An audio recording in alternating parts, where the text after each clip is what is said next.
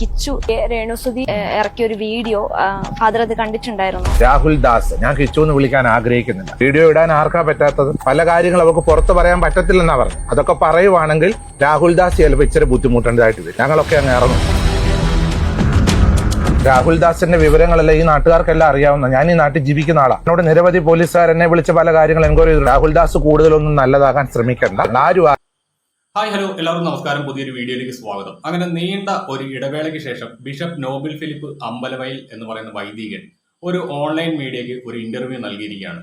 നമുക്കറിയാം, bishop Noble Philip Ambalavayal എന്ന് പറയുന്ന വൈദികന്റെ ഇന്റർവ്യൂ വെയിറ്റ് ചെയ്തുകൊണ്ട് നമ്മുടെ സോഷ്യൽ മീഡിയ ഒന്നടങ്കം കാത്തിരുന്ന ഒരു കാലഘട്ടം ഉണ്ടായിരുന്നു.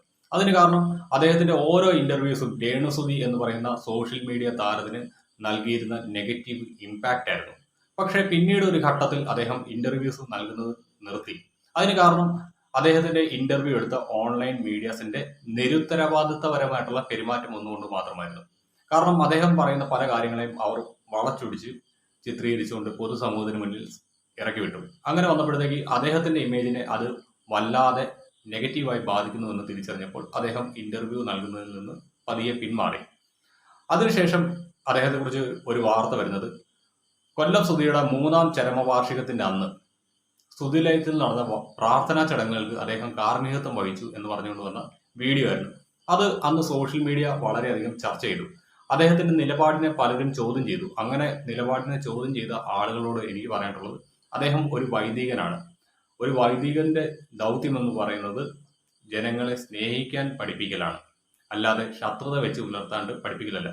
അദ്ദേഹത്തിനും അദ്ദേഹത്തിൻ്റെതായിട്ടുള്ള വികാര വിക്ഷോഭങ്ങളുണ്ട്. ആ സമയത്ത് അദ്ദേഹം രേണുസുതിക്കെതിരെ ഒരു ആക്രമണ മനോഭാവവുമായിട്ട് വന്നിട്ടുണ്ടായിരുന്നു. അതായത് രേണുസുതിയെ എതിർത്തുകൊണ്ട് അദ്ദേഹം രംഗത്ത് വന്നിരുന്നു. പക്ഷെ അപ്പോഴും അദ്ദേഹം എതിർത്തത് രേണുസുതി എന്ന് പറയുന്ന വ്യക്തിനെയല്ല, അവരുടെ നിലപാടുകളെയായിരുന്നു. അത് നിങ്ങൾ എല്ലാവരും ഒന്ന് മനസ്സിലാക്കണം. എന്തായാലും എന്തുകൊണ്ട് അച്ഛൻ അന്ന് കൊല്ലം സുധിയുടെ പ്രാർത്ഥനാ ചടങ്ങുകൾക്ക് പോയി അതിന് കാർമ്മികത്വം വഹിച്ചു എന്നൊരു ചോദ്യത്തിന് അച്ഛൻ വ്യക്തമായിട്ടുള്ള ഉത്തരം നൽകുന്നുണ്ട്. നമുക്ക് എന്തായാലും അതൊന്ന് കണ്ടു നോക്കാം. ഒരുപാട് പ്രശ്നങ്ങൾ നമ്മളിങ്ങനെ കണ്ടിട്ടുണ്ട്, കണ്ടറിവ് മാത്രമേ ഞങ്ങൾക്കുള്ളൂ. പക്ഷെ അന്ന് സുധിച്ചേട്ടന്റെ ഓർമ്മ ദിവസം ബിഷപ്പ് ആ വീട്ടിൽ പോവുകയും പ്രാർത്ഥിക്കുകയും ചെയ്യുന്ന ഒരു കാഴ്ച ഞങ്ങൾ കണ്ടു. സോഷ്യൽ മീഡിയയിൽ കൂടെ തന്നെ ഞങ്ങൾ കണ്ടു. അപ്പൊ കണ്ടപ്പോ ഭയങ്കരമായിട്ട് സന്തോഷമായത്. ബിക്കോസ് ഇങ്ങനെയും മനസ്സുള്ളവരുണ്ടല്ലോ, അത്രയും പ്രശ്നങ്ങൾക്കിടയിലും ആ ഒരു നിമിഷത്തിൽ നിങ്ങൾ ഓർക്കാൻ ശ്രമിച്ചല്ലോ, അല്ലെങ്കിൽ പ്രാർത്ഥിക്കാൻ പോകാൻ ശ്രമിച്ചല്ലോ എന്ന് ആലോചിച്ചപ്പോ പ്രേക്ഷകർക്കും അതുപോലെ എന്നെ പോലുള്ള എല്ലാ പ്രേക്ഷകർക്കും ഒരുപാട് സന്തോഷമാണ് ആയത്. ആ നല്ല മനസ്സിനെ ആദരിക്കുകയാണ് ചെയ്തത്. അപ്പം എങ്ങനെയാണ് അത്തരത്തിലൊരു ഇത്രയും പ്രശ്നങ്ങൾക്കിടയിലും അങ്ങനെ പോകണം, അങ്ങനെ ഒരു തോട്ട് വന്നത് എപ്പോഴായിരുന്നു?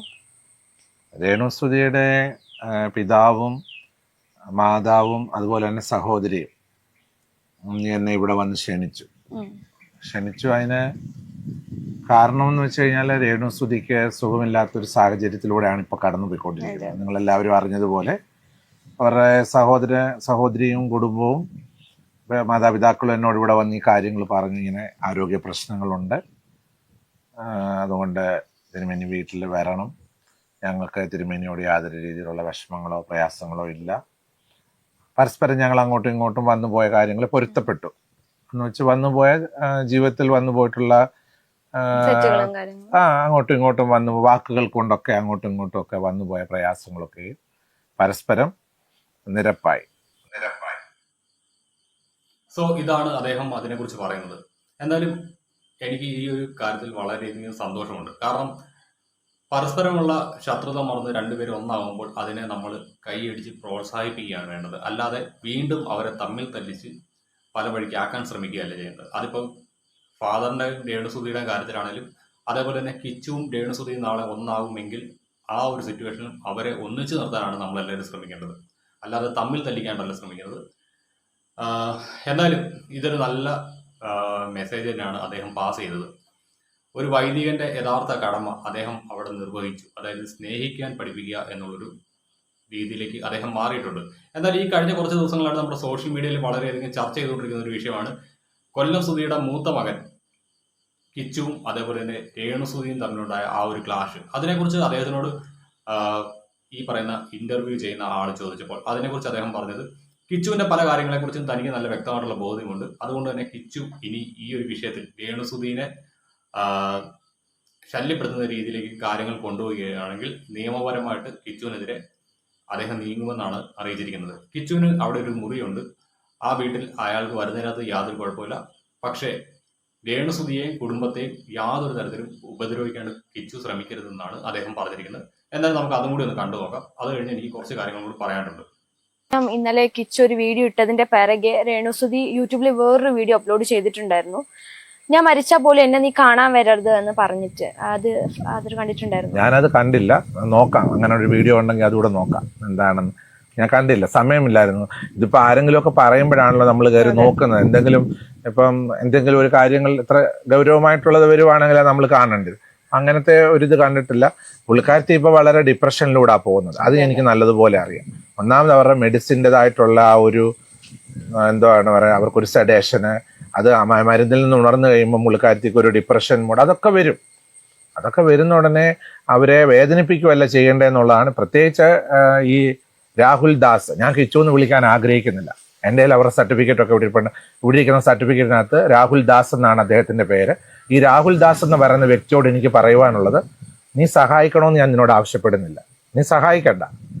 അനേകർ നിന്നെ സഹായിച്ചാൽ നീ തരത്തിലൊക്കെ എത്തിയിരിക്കുന്നത്. അതുകൊണ്ട് ദൈവത്തെ വിളിച്ച് ശാന്തമായിട്ട് നീ ജീവിക്കാനാണ് എനിക്ക് നിന്നോട് പറയാനായിട്ടുള്ളത്. അത് പറയാനുള്ള അതോറിറ്റി എനിക്കുണ്ട്. മാടപ്പള്ളിയിലോ പ്ലാന്തോട്ടത്തിലോ അഹങ്കാരം കാണിക്കാൻ വരികയും ചെയ്യണ്ട. അതുകൂടെ എനിക്ക് പറയാനുണ്ട്. കാരണം ഈ വസ്തുവിന് ഉടമസ്ഥൻ ഞാനായിട്ടാണ് ഇവിടെ ജീവിക്കുന്നത്. ഇവിടെ വന്ന് ബഹളം എടുക്കാനോ ശല്യം എടുക്കാനോ ഒന്നും വരണ്ട. രേണുസുതി ഒരു രോഗിയാണ്. ഇവിടെ വന്ന് അങ്ങനെ എന്തെങ്കിലും ഇനി ആ പെൺകുട്ടിയെ ആക്ഷേപിക്കുന്ന വീഡിയോ പുള്ളിക്കാരൻ ഇടുവാണെങ്കിൽ നിയമ നടപടികളുമായിട്ട് ഞങ്ങൾ മുന്നോട്ട് പോകാൻ തന്നെയാണ് തീരുമാനിക്കുന്നത്. എൻ്റെ കൂടെ ഒരു തീരുമാനം അതാണ്. നിയമ നടപടികളുമായിട്ട് പോകും. കാരണം അവരൊരു ലേഡിയാണ്, ഒരു സുഖമില്ലാത്ത സ്ത്രീയാണ്.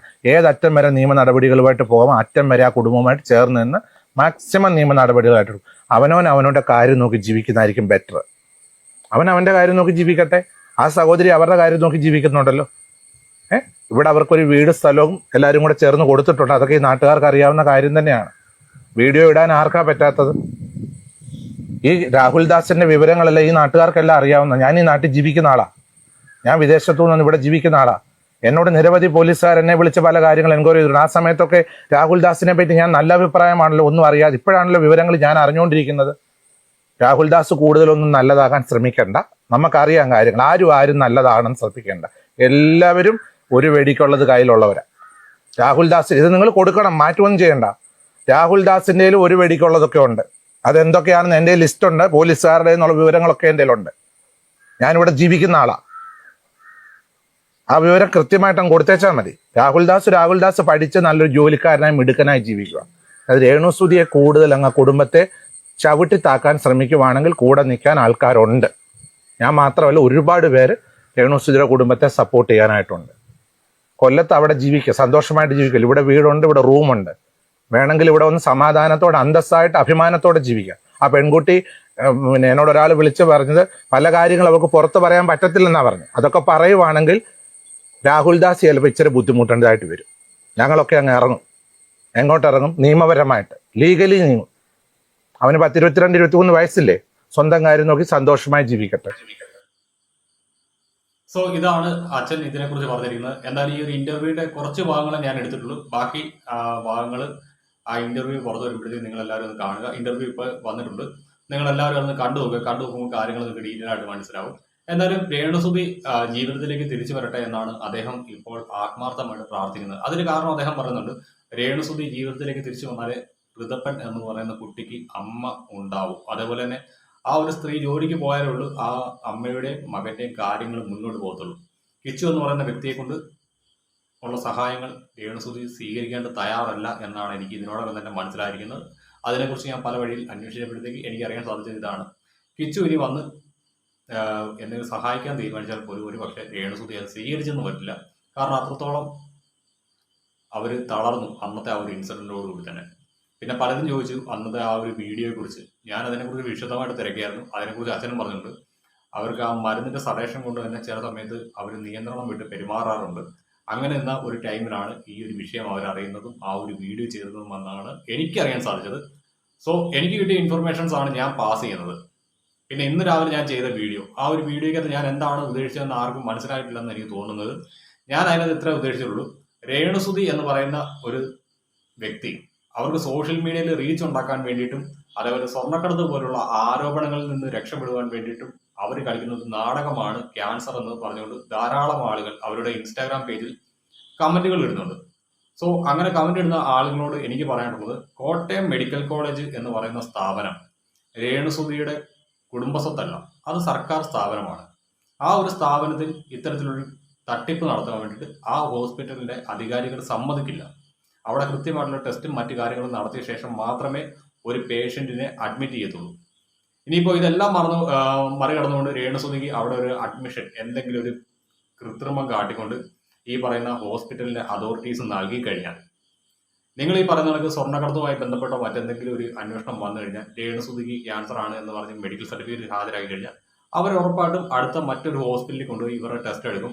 അവിടെ നിങ്ങൾ ഈ പറയുന്ന കണക്ക് രേണുസുധിക്ക് ക്യാൻസർ ഇല്ല എന്ന് തെളിയുകയാണെങ്കിൽ ആ നിമിഷം ഇവർ ജയിലിനുള്ളിലാവും. അത് രണ്ട് വകുപ്പിലാണ്. ഒന്ന്, ഈ അന്വേഷണം നടക്കുന്ന സ്വർണ്ണക്കടത്തുമായിട്ടോ മറ്റെന്തെങ്കിലും വിഷയത്തിൽ നിങ്ങൾ ഈ പറഞ്ഞ കണക്ക് അന്വേഷണം നടക്കുന്നുണ്ടെങ്കിൽ ആ ഒരു കേസിനകത്ത് പോകും. അതേപോലെ തന്നെ ഫേക്ക് ഡോക്യുമെന്റ് ക്രിയേറ്റ് ചെയ്തു എന്ന് പറഞ്ഞുകൊണ്ട് 7 വർഷം മിനിമം ജയിലിൽ കിടക്കേണ്ടതായിട്ട് വരും. എന്നാൽ ആ ഒരു വിഡ്ഢിത്തം രേണുസുധി കാണിക്കുമെന്ന് എനിക്ക് തോന്നുന്നില്ല. അതാണ് ഞാൻ ആ രാവിലത്തെ വീഡിയോയ്ക്ക് അത് പറഞ്ഞു വെച്ചത്. അത് കൃത്യമായിട്ട് മനസ്സിലായ കുറെ ആളുകൾ എന്നോട് വിളിച്ചിട്ട് പറഞ്ഞു, നീ ആ വെച്ച തമ്പലയും മാത്രം വൃത്തികെട്ട രീതിയിലായിപ്പോയി, ബാക്കി നീ പറഞ്ഞത് കാര്യമാണ് എന്ന് പറഞ്ഞു. ആ ഒരു തമ്പലയും ഞാൻ വെക്കാനുള്ള സാഹചര്യം എന്ന് പറയുന്നത്, അല്ലാതെ ഞാൻ ആ ഒരു വിഷയത്തെക്കുറിച്ച് സംസാരിച്ചു കഴിഞ്ഞാൽ അത് കാണാൻ വേണ്ടിയിട്ട് ഒരു പട്ടിക്കുറുക്കനും വരില്ല.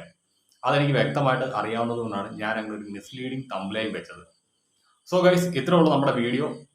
ഈ വീഡിയോയെ കുറിച്ചുള്ള നിങ്ങളുടെ അഭിപ്രായങ്ങൾ ഒന്ന് കമന്റ് രൂപത്തിൽ രേഖപ്പെടുത്താൻ മറക്കരുത്.